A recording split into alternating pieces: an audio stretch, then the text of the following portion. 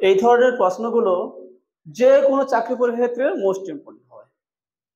কোশ্চেনটা কি বলেছে, কোনটি বড় নির্বাচন করি, তিনটে ভগ্নাংশ দেওয়া আছে, কোনটা ছোট হবে কোনটা বড় হবে সেটা নির্বাচন করতে পারে। আমরা নর্মালি যে মাধ্যমিক স্তর অব্দি আমরা কি জানি, যে ভগ্নাংশগুলো থাকবে সেই ভগ্নাংশগুলোর হরগুলোকে একই করতে হবে এবং হরগুলোকে একই করার ফলে যে লবগুলো পাওয়া যাবে, যার লব বড় সে বড়, যার লব ছোট সে ছোট। ঠিক আছে, ক্লাস 10 অব্দি ঠিক আছে, কিন্তু এভাবে করতে গেলে দেখা যাবে কি আমাদের সময় অনেকটা বেশি খরচ হয়ে যায়। সেজন্য খরচ বাঁচাতে হবে, তো সময়ের খরচটা বাঁচাতে হবে। প্রত্যেকটা অঙ্কের ক্ষেত্রে খরচ বাঁচানো সম্ভব নয়, কিন্তু যেখানে খরচ বাঁচানো সম্ভব সেখানে আমি খরচ বাঁচাবো। এসব ক্ষেত্রে কি করতে হয়, যে ভগ্নাংশগুলো দেওয়া থাকে, যে কোনো একটি ভগ্নাংশের লবের সাথে আর একটি ভগ্নাংশ হরের গুণ করো। গুণ করলে যে গুণফলটা পাওয়া যাবে সেই গুণফলকে যে ভগ্নাংশের লবের সাথে গুণ করেছি, যে ভগ্নাংশের লবের সাথে গুণ করেছি সেই ভগ্নাংশ জায়গায় ওই গুণফলটাকে বসিয়ে দেবো। এখানে তিনটে ভগ্নাংশ আছে, 4টে 5টে 6টা 7টা আপ টু 10টা থাকতে পারে, কোনো অসুবিধা নেই। কি বললাম, লবের সাথে একটা ভগ্নাংশের লবের সাথে আর একটা ভগ্নাংশের হরের গুণ করবে। 5-এর সঙ্গে 11 গুণ করলে কত হবে, 55।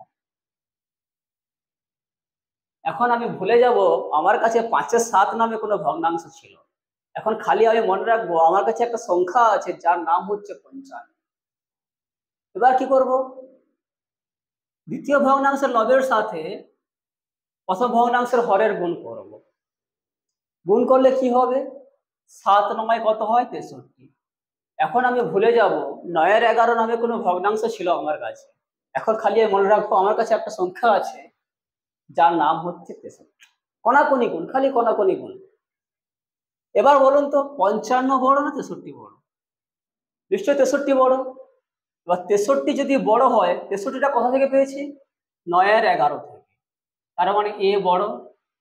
কার সাথে কম্পেয়ার করেছিলাম, 5-এর 7-এর সঙ্গে, তার মানে এ ছোট। তাহলে আমি একে ক্রস করে দিলাম।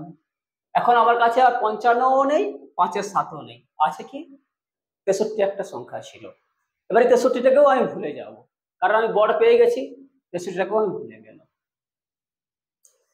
এবারে এই দুটো ভগ্নাংশের মধ্যে একইভাবে কম্পেয়ার করব। 9-এর সঙ্গে 8-এর গুণ, গুণ করলে কত হবে, 72। এখন আমি ভুলে যাব আমার কাছে 9-এর 11 বলে কোনো ভগ্নাংশ ছিল, কি মনে রাখবো আমার কাছে একটা সংখ্যা আছে যার নাম হচ্ছে 72। 3-এর সঙ্গে 11-র গুণ, গুণ করলে কত হবে, 33। এখন আমি ভুলে যাব 3-এর 8 নামে কোনো ভগ্নাংশ আমার কাছে আছে, এখন আমার কাছে একটা সংখ্যা আছে যার নাম 33। এবার নিশ্চয়ই 72 33-এর থেকে বড়। তাহলে এবার কি পেলাম, যে 72টা বড়। এই 72টা কোথা থেকে পেয়েছিলাম, 9-এর 11 থেকে।